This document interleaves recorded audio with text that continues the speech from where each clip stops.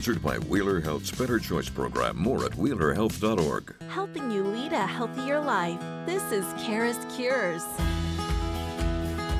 Hi, everybody. Welcome to CURES, where we bring you cutting-edge wellness from credible sources. I'm Kara Sundlin.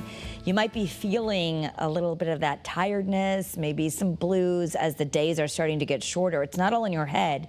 Seasonal affective disorder, especially in New England with a lack of sunlight, can really have people feeling a little bit more moody. And then there's just the, what do you do to change your mood when you're feeling moody? There's actually a science to this, and Dr. Laura Saunders is a psychologist with Hartford Healthcare's Institute of Living, so she's here to help us out. Thanks, doctor. Thanks for having me, Kara. I'm definitely one of these people. I take my vitamin D. I do think that really helps me. I think I also need to make an effort to get outside, but I can feel myself getting more tired and moodier probably in the winter. So not that I can't leave the house, I still come to work and all, but I definitely notice it, and that can be pretty common for people. Yeah, and I think, as we move forward in the next, 5-6 months, right? There's not going to be any more sunsets after 6 o'clock, and we're going to shorter days.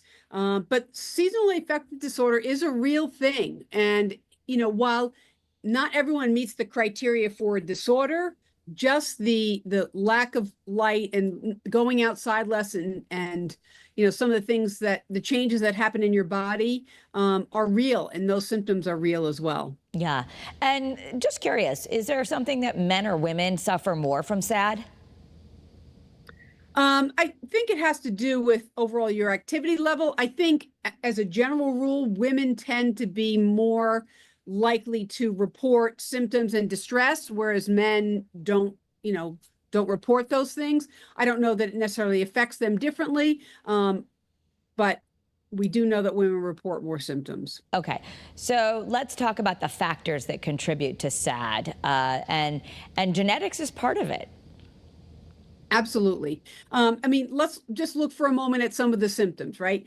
Persistent feelings of sadness and depression, loss of interest or pleasure in activities that used to be pleasurable, changes in appetite or weight, sleep disturbance, fatigue, right? I think low energy is the biggest concern for a lot of people as well. It can affect your concentration and increase your irritability and anxiety. So once you identify that those symptoms are really part of a bigger issue or a more diagnosable condition, it gives you some tools to actually step into what you can do differently.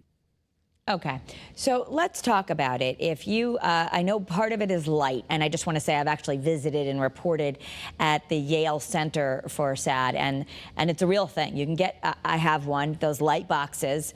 I know the suggestion is you use it first thing in the morning or go out and get natural sunlight, but there is something about making sure we get enough light. If you're using a light box, it has to be 10,000 lux to qualify for the level that you might need to boost your brain.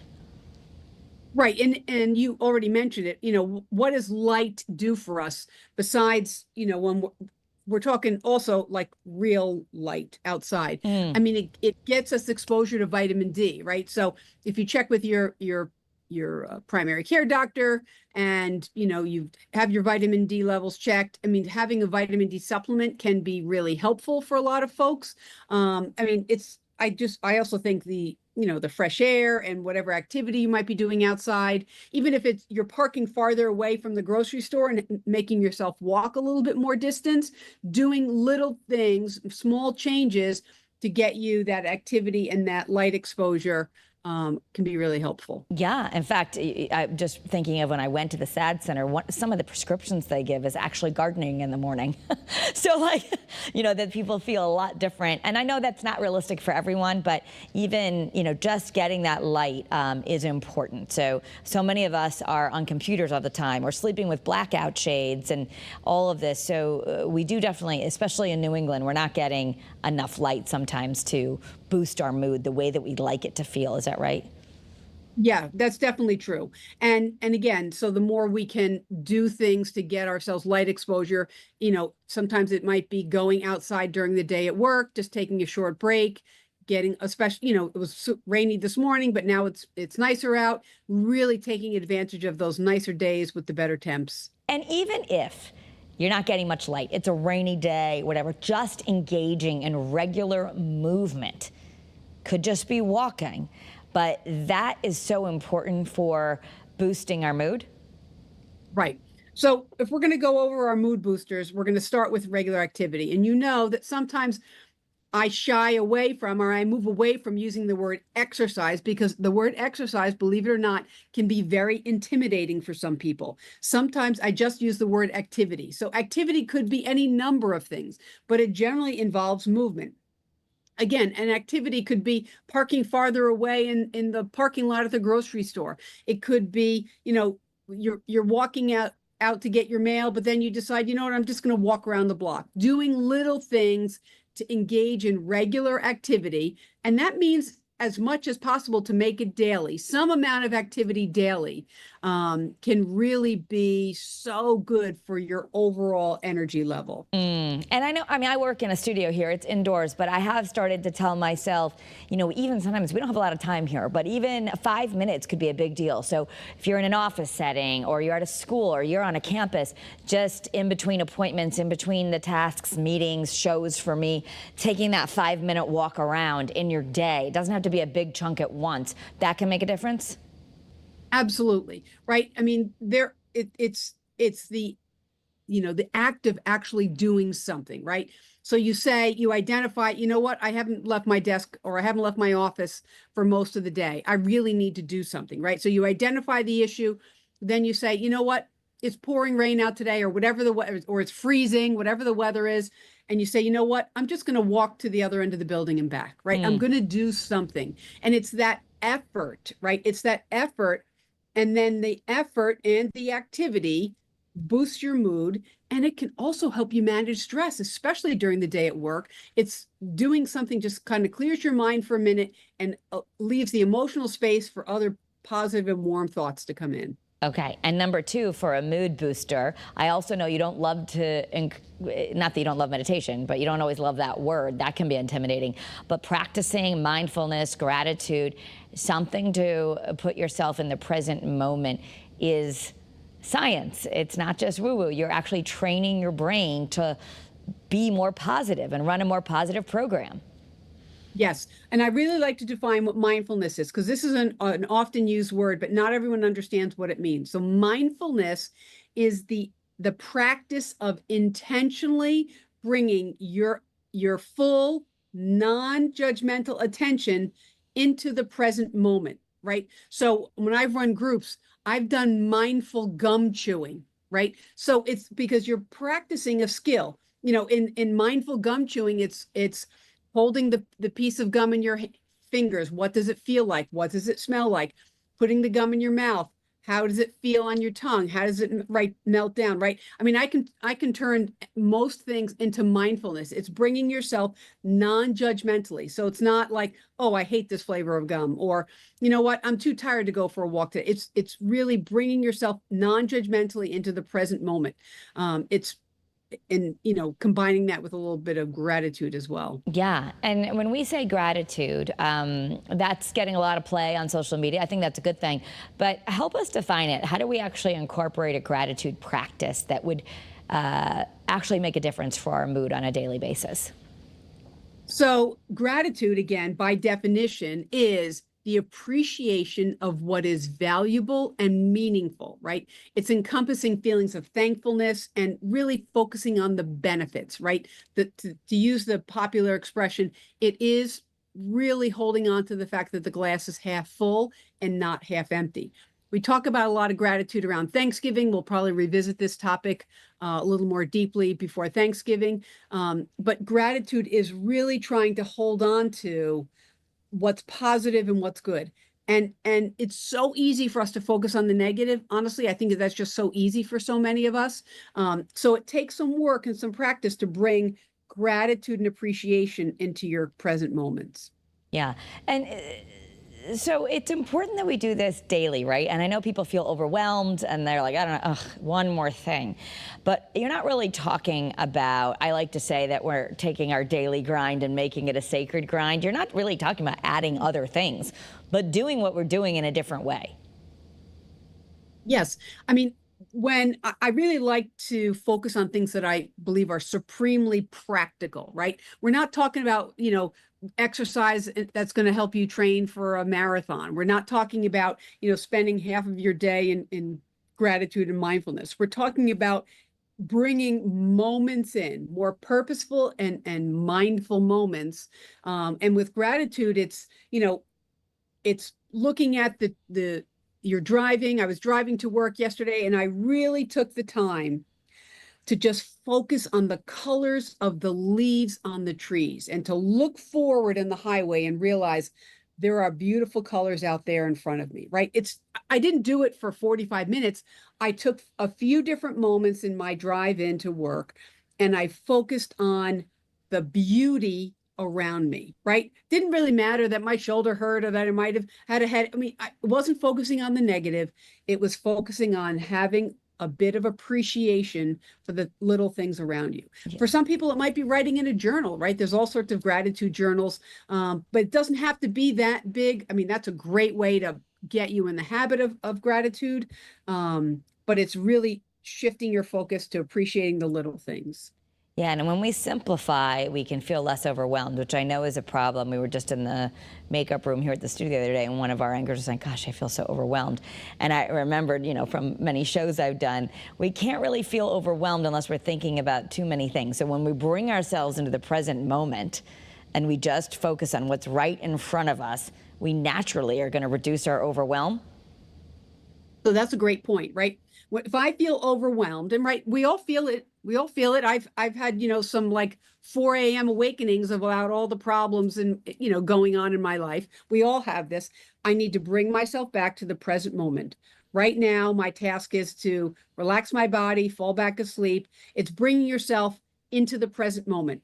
Usually you're overwhelmed and stressed, going on and on and on about all these things that need to be done in the future that you don't actually have any control over in the present moment, and bringing yourself back into the present moment. So the more that we can do that, that is, and non-judgmentally, right? That's one of the core tenets of mindfulness is I'm not judging myself like, oh, I'm such a terrible person. I didn't do this today, or, I'm not doing well at this, right? It's moving away from that judgment, giving yourself a little bit of grace and just being with the feelings that you have in the moment. You can honor those feelings, right? I can feel overwhelmed. Someone can feel overwhelmed, but then it's taking a deep breath and coming back into the present moment and saying, but right now I just need to focus on X. Right. And what you're not saying resist those feelings and get rid of it, because then there's also a saying of what we resist persists. But when we are non-judgmentally observing a feeling, that in of itself is therapy. When we're just going, I'm overwhelmed. Like just that of itself can give us some relief, but by not judging the feeling, but acknowledging it. Yeah, it's giving yourself the grace. Like you might feel overwhelmed or sad or low energy or frustrated or disappointed. It's acknowledging how that feeling. Sometimes it's good to, for some people, they feel different things in parts of their bodies. Like a lot of people feel stress in their shoulders and in their back and their neck, right? It's acknowledging where those feelings lie and saying, I'm going to just take a moment to release the stress out of my neck and back, right? So whatever it is, it's really being in the moment, identifying, acknowledging, and then maybe even taking a step to try to release something. That is truly being mindful. And that's where maybe some of the deep breathing or visualization could help calm our mind and our mood. There are, I guess, a million techniques, but what are some that you think are practical and easy that someone could use in the moment? Right. So those are great ideas, right? So I sometimes refer to it as box or square breathing, right? So when people are stressed or when they're focused on so many other different things, actually what we do is we take very shallow breaths, right? So that shallow breathing doesn't get as much oxygen through our lungs and into our heart and into our brains and into the rest of our body. Sometimes just, I call it actually square breathing. It's like in for a count of 4, hold for a count of 4, out for a count of 4, wait for a count of 4, right? So it's like a box, right? Right. In for 4, hold for 4, out for 4, We kind of So imagine a doing box in our mind. I'm very visual, so I always think of it like a box. Just taking a moment to do that. And again, I'm not talking about doing it all day long. It's like you're feeling the stress. Oh, my shoulders are tight, or I feel like the beginning of a headache coming on, or my elbow ache is coming back, whatever it is. It's taking that moment, slowing your breath down, doing box breathing, right? You can do visualization too.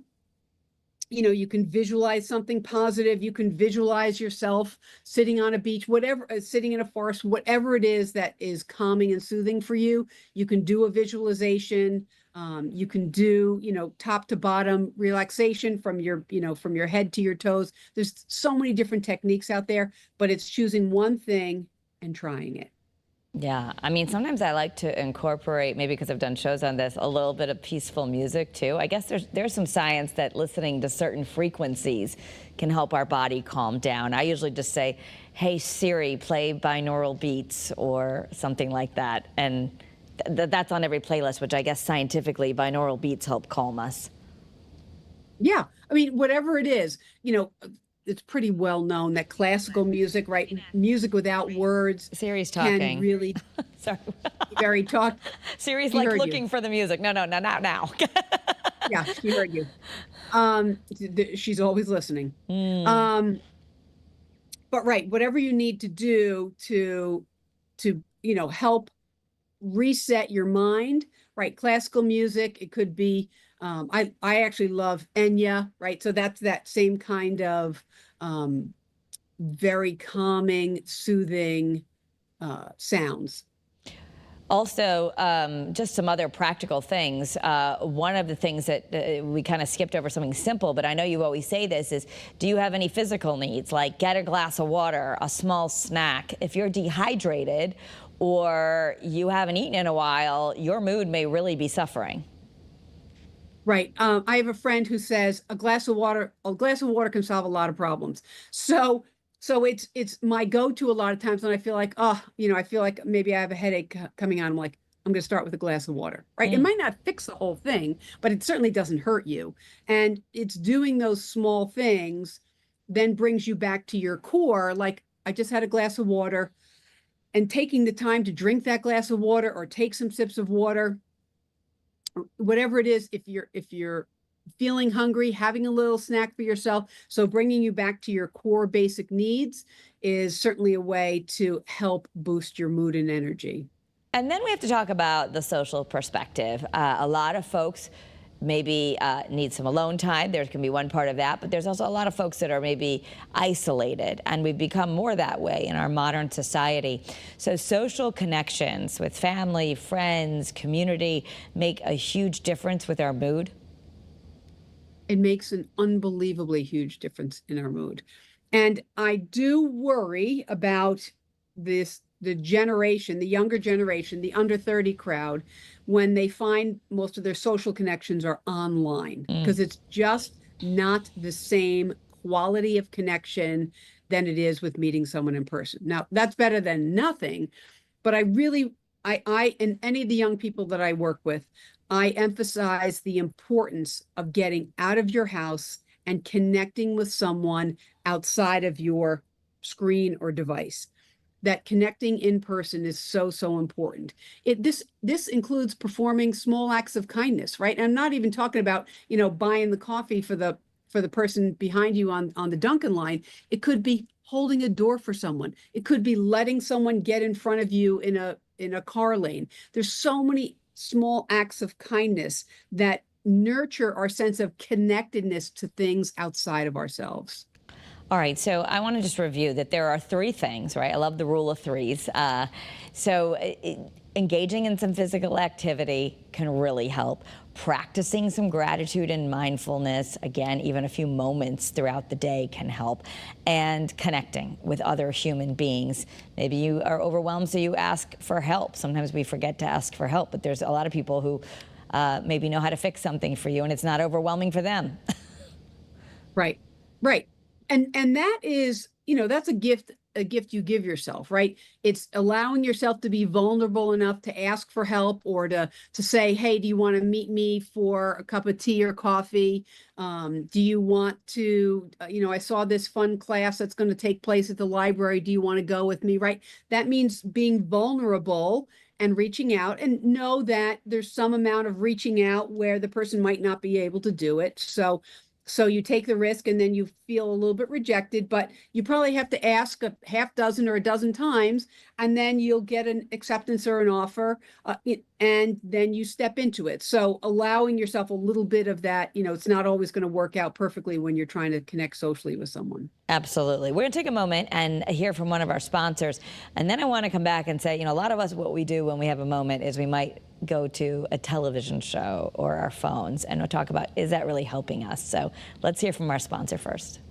Struggling with gambling? Wheeler Health's Better Choice program offers personalized support and treatment to help you regain control. Visit WheelerHealth.org to learn more and take the first step towards recovery today.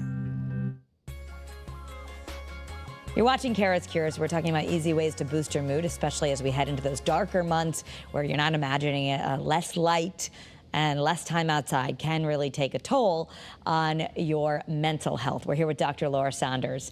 And, I was even thinking about this last night because I was tired, and I thought, in one sense, you could sit on the couch and do some journaling and do some gratitude and really help your mindfulness, which I do love to do. But I also just really wanted to watch a show. And I think that sometimes when people are, we're tired or we've been working and you're worried about your mental health, I just want to watch TV. Does that help us or not? I think that if it's something that makes us feel better, it's helpful. What I don't want is for things to be done in excess, right? So you're getting home every night and binge watching things for 3 or 4 hours. And, now you're not even making dinner for yourself. Like, you're not doing things that are typically as helpful. But if it's something that brings you a little bit of solace or a little bit of joy or some laughter, absolutely do those things that help you feel better about yourself. I just want people to kind of mix it up a little bit and not have that be the sole means of relaxing, or really what it is at its core is a distraction. So watching a show and getting involved in the characters of a show can really help you, kind of move away from some of your own issues or some of your own burdens, and have something else to think of. So I certainly think that can be really helpful. Okay. So we've heard this forever. Take your mind off of it. And it might be that you're going to go out and do something or whatever. But, there's a lot of judgment, especially in the mental health world, about using screens or television or things like that. And we can certainly do too much of it. But if you're just using it in a way of, I just want to watch a show because it makes me happy and I really just need to be distracted right now, that actually can be a strategy. Absolutely. Right. And again, it's taking an opportunity. Sometimes it's when someone's into a show or a series, they really look forward to it, and it's giving them some anticipation. Oh, I can't wait to get home. I'm going to eat something. I'm going to get my house clothes or pajamas on, and then I'm going to sit and watch a show, right? So then actually what that causes you to do is then semi-structure your evening, and kind of allow you to anticipate something. So it's not, that's not completely isolating yourself. What I worry about in those situations is that if that's, again, the sole means of looking at something outside of yourself, right? Yeah. So it's just having some of those additional connections, doing things that are sometimes a little bit outside your comfort zone. That's what's really critical for giving you energy and helping you feel better about yourself and your life. What about when we just need mood SOS? You're just like, I'm in a really bad mood, and nobody likes that feeling. We want to get out of it. We just want to do anything to get out of it. But what, from the perspective of your side of the couch, what do we do when we just feel ourselves in a really bad mood? What are some steps right away? So I actually like to start with what might be particular stressors or precipitants, right? Did something happen? Did I just have an interaction with someone and they said something that was really kind of like upsetting to me, and now I've been holding on to it for a couple of hours? So I think a little bit of self-examination to figure out, like, is there a stressor here? Is there a precipitant? Am I worried about something in particular? To first try to identify it. From there, you validate it. Like, you know what? I am feeling crappy today, or I am really low energy today, and I didn't sleep well last night, so I know that's a factor. So you're really looking at kind of the chain of events so that you can do things differently, right? So if I know that I interact with this person, they continually make me feel bad about myself, I'm going to look towards someone else and sort of stay away from them. Or if I know that procrastinating throughout my day then leaves me super stressed in the afternoons, I'm going to say, you know what, I'm going to get one extra thing done this morning, and that's going to make me feel better in the afternoon. But it's through that identification process of, and sometimes things just wash over you and you don't know what it is, but sometimes taking a little bit of time to look at what are particular stressors, what are the precipitants, what are the triggers to a situation can really be helpful in helping you come up with the solutions. Yeah, and as we are even, I guess, even taking that moment instead of just going down the rabbit hole of I'm in a bad mood, just taking that moment to recognize it and step out of it can really make a difference. Absolutely, right? You know, why am I in a bad mood? Did I sleep okay? Have I eaten enough today? Do I need to drink more water? Sometimes it's like, oh, I didn't have any afternoon caffeine. I need a little pick me up, right? So, but you're taking the time to identify, because then that helps inform what the next steps are. So I just want to take the final 2 minutes, and these are all such great tools, because I think so many people don't want to rely on medications, or even if you're on a medication, you need more. I mean, you need both, right? In your world, it's always pills and skills. But if you're not being treated for anything right now, how do you know if you need beyond this? So if you are taking the time, and you're right, I don't ever look to medications as magic pills. There's always things that we, each of us, can do to help ourselves. So it's always important to try to do some of those things that are within our control. If you're low energy, or your mood issues, your persistent feelings of sadness, your loss of interest in things that were previously enjoyable, if it's hindering your functioning, so now you're not getting to work, or you actually are barely making it to work and then isolating yourself in the evening, or you're not, you used to love your book club and now you don't care about your book club anymore, right? So now whatever's going on with you is starting to hinder your functioning. It's at that point that I would look to something bigger. That something bigger might be, checking in with a mental health professional, or your primary care doctor, or, if it's really significant, then, with a mental health professional that can prescribe medications for you, or at least give you a medication evaluation. So, but I really, really want to encourage people to do what's in their control first, really try to exercise a sense of control over their lives, but now at the point where it's hindering your functioning, you step into something bigger. All right, Dr. Laura Saunders helping us with some mood shifters as we enter into this time of year.